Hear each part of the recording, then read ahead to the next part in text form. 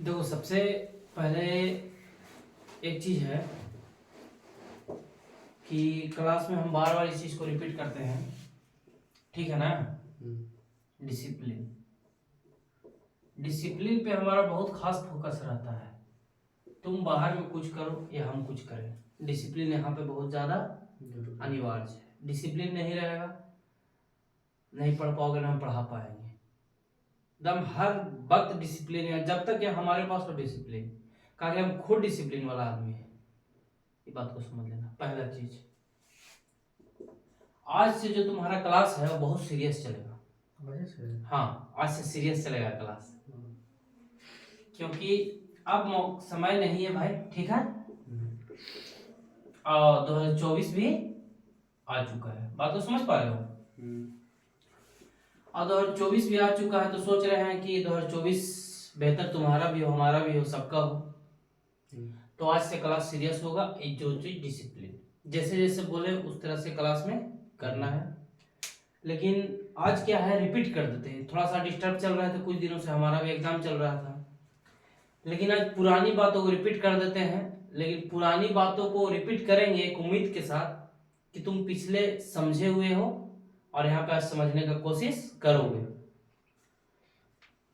पुरानी बात इसलिए हम बताना चाह रहे हैं क्योंकि मेरे भाई, हम खुद बिना रिवीजन का नहीं याद कर पाते हैं, तो तुम तो अभी फ्रेशर हो, बात समझ रहे हो।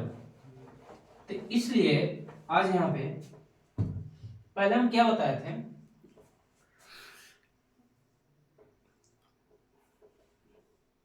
क्या लिख रहे हैं, उपनिवेशवाद। उपनिवेशवाद तो पता होगा कि उपनिवेशवाद एक मूलतः आर्थिक शोषण है। अपने फायदे के लिए ये यूरोप हो गया, ये भारत हो गया। इस पे क्या करता है, नियंत्रण स्थापित करता है। यहाँ से क्या करता है, व्यापार स्थापित करता है। और मूलतः एक व्यापार का माध्यम होता है और एक शोषण होता है, और कुछ नहीं होता है कि हम व्यापार में यहाँ ज्यादा से ज्यादा निवेश करें और ज्यादा से ज्यादा फायदा कमा सके। लेकिन एक चीज बताए थे मेरे भाई कि 1765 में क्या है, इलाहाबाद की संधि हो जाता है। अब जब 1765 में इलाहाबाद की संधि हो जाता है, तो जो दीवानी अधिकार रहता है, दीवानी अधिकार का मतलब समझते हो क्या, राजस्व का अधिकार। 1765 में जो राजस्व का अधिकार होता है उसे क्या बोलते हैं, दीवानी अधिकार। दीवानी अधिकार। अब जो दीवानी अधिकार 1765 में रहता है मेरे भाई, थोड़ा जल्दी जल्दी आज खींचेंगे। 1765 में जो दीवानी अधिकार रहता है उसके तहत क्या होता है कि जो राजस्व का मामला रहता है, राजस्व का मामला मतलब समझ रहे हो, जो भू राजस्व बदलता है, जमीन से कृषि वगैरह होता है, वो किसके हाथ में, ब्रिटिश के हाथ में हो जाता है। और ब्रिटिश इतना ज्यादा शोषण करने लगता है, इतना ज्यादा दोहन करने लगता है कि यहाँ भूखमरी और अकाल की स्थिति हो जाती है, बहुत ज्यादा। समझ पा रहे हो कैसे, जैसे कि मेरे पास भाई 100 रुपए इनकम है, और 100 रुपए में तुम अगर 90 रुपया ले रहे हो, और 10 रुपया में हम खाने के लिए पूर्ति भी नहीं हो रहा है, तो भूखमरी का स्थिति होगा ना। यही निरंतर बढ़ते बढ़ते बढ़ते बढ़ते पता है क्या करता है किसान, ब्याज लेने लगता है। किस लिए, खेती करने के लिए। अब ब्याज का दर होता है 5% या 10%, एग्जाम्पल। अब जब ब्याज का दर 10% होता है, तो एक्चुअली थोड़ा सा समझ में आ रहा है ना, थोड़ा जल्दी जल्दी हम लपेट रहे हैं, क्योंकि यार बता चुके पहले भी, हम सिर्फ आज रिवीजन कर रहे हैं। आज से क्लास तुम्हारा प्रॉपर सीरियस दम चलेगा।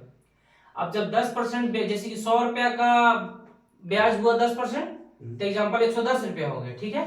और जब खेती कर रहा है तो टोटल इसको मिल रहा है 120 रुपया, तो 110 रुपया तो ब्याज हो गया, बाकी बचा 10 रुपया। 10 रुपया में इसको पूरा हो नहीं पा रहा है, तो 10 रुपया और कर्जा ले लिया, तो फिर 10 रुपया कर्जा में हो गया। तो ऐसी ब्याज बढ़ते बढ़ते क्या होता था, लास्ट में किसान को जो गिरवी खेती होता था उसको भी बेच देना पड़ता था। तो इस तरह से भूखमरी और काल की स्थिति बड़ा जर्जर हो जाता था। आगे बढ़े हम, यहाँ तक कोई डाउट, कोई डाउट है तो पूछ सकते हो। यहाँ पे समझ में आया भूखमरी और काल, डिटेल में बताएंगे हम ये सब भूखमरी और काल, लेकिन ये सब पिछले बता चुके हैं, दीवानी वानी का अधिकार। इतना तक क्लियर है ना मेरे भाई? अब बताते हैं, एकदम गौर से सुनना है, डिसिप्लिन के साथ सुनना है, डिसिप्लिन के साथ रहना है।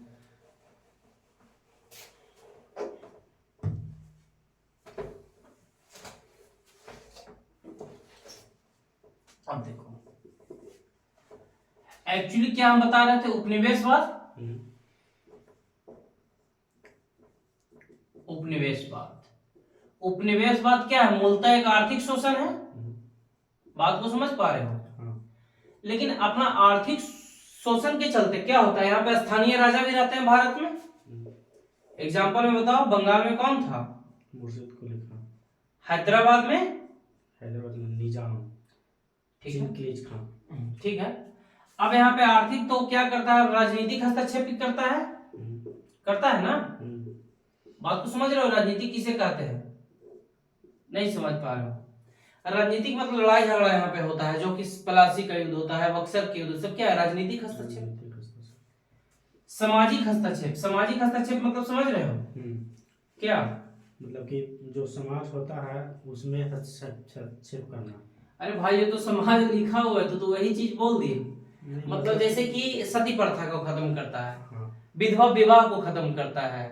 क्यों खत्म करता है?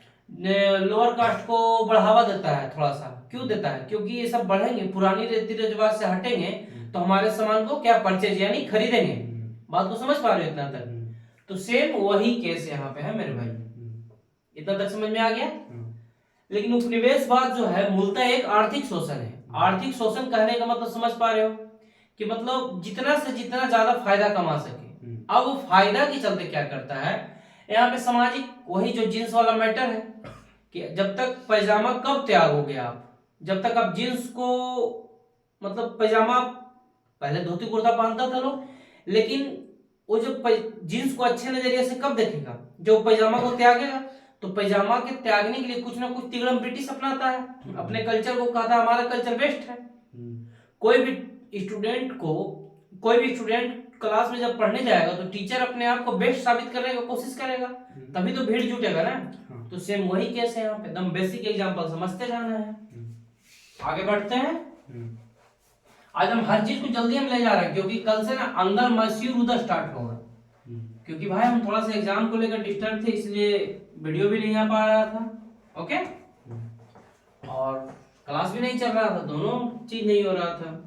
अब क्लास ही नहीं चल रहा तो वीडियो कैसे आएगा? अब देखो क्या है, उपनिवेशवाद मूलतः एक शोषण है। क्या शोषण है? सोचकर बोलो, रटना नहीं है मेरे भाई, रटना नहीं है। सामाजिक शोषण है। उपनिवेशवाद मूलतः एक आर्थिक शोषण है। आर्थिक शोषण का मतलब समझ पा रहे? इसका मतलब तू कंसेप्ट नहीं समझा, आर्थिक नहीं समझा। समझ गया तो फिर कैसे गड़बड़ा गया बताओ? इतना बार रिपीट कर रहे हैं 10 दिन से, कोई बात नहीं। हंसी आ जाता है। सामाजिक शोषण है मतलब देखो मूलतः मेन जड़ क्या है, ये है। जैसे कि तुम्हारे यहाँ पढ़ने का मेन पर्पस क्या है? जॉब लेना, कि चलो कोई भी जॉब में सेटल हो जाए। लेकिन उस जॉब लेने के कारण तुम कब घटना चक्र पढ़ रहे हो, लूसेंट पढ़ रहे हो, बुक पढ़ रहे हो, क्लास कर रहे हो, वीडियो देख रहे हो, यहाँ पढ़ रहे हो, वहां पढ़ रहे हो, क्या है? लेकिन मेन पर्पस क्या है? जॉब लेना। ऐसा तो नहीं है कि स्वामी विवेकानंद बनने का कोई तैयारी कर रहा है हम या तुम, कोई नहीं कर रहा है, या अम्बेडकर जी बनने का तैयारी कर रहा है। संभव नहीं है भाई, बड़ा मुश्किल है अम्बेडकर और विवेकानंद जी बनना। बात को समझ पा रहे हो? बन सकता है इंसान, तो भगवान भी बन सकता है। कहा गया है कि वसुधा का नेता कौन हुआ, भूखंड विजेता कौन हुआ। मतलब इंसान में इतना पावर है कि विवेकानंद भी बन सकता है, अम्बेडकर भी बन सकता है। लेकिन यहाँ पे आप टॉपिक पे आते हैं, मूलतः क्या है? आर्थिक शोषण है। अब आर्थिक शोषण कहने का मतलब है मेरे भाई, फिर से हम रिपीट कर रहे हैं कि बार बार ना हमको, तुम नहीं समझते पाते तो हमको टेंशन हो जाता है। अब आर्थिक शोषण कहने का मतलब जितना ज्यादा माल को हम लूट लें, जितना ज्यादा लूट कर ब्रिटेन भेज दें और खूब भेजे, खूब पैसा कमाए, खूब फायदा हो, बस यही समझना।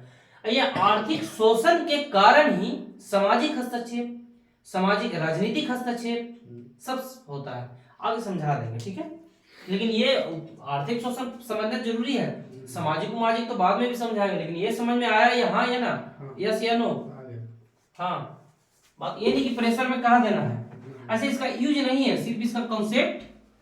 अब देखो, अब तुमको क्या बताते हैं, देखो वहां पे एटलस है, या अपना भी एटलस खेलो, अपना भी एटलस खोलो,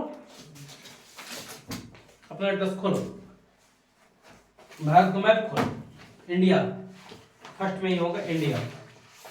अब दो चार चीज ना तुम्हें लोकेट करते हैं, वो चीज देखना जरूर है, ठीक है, क्योंकि लोकेशन अगर नहीं देखोगे तब क्या फंस जाओगे। वीडियो को बंद कर दो।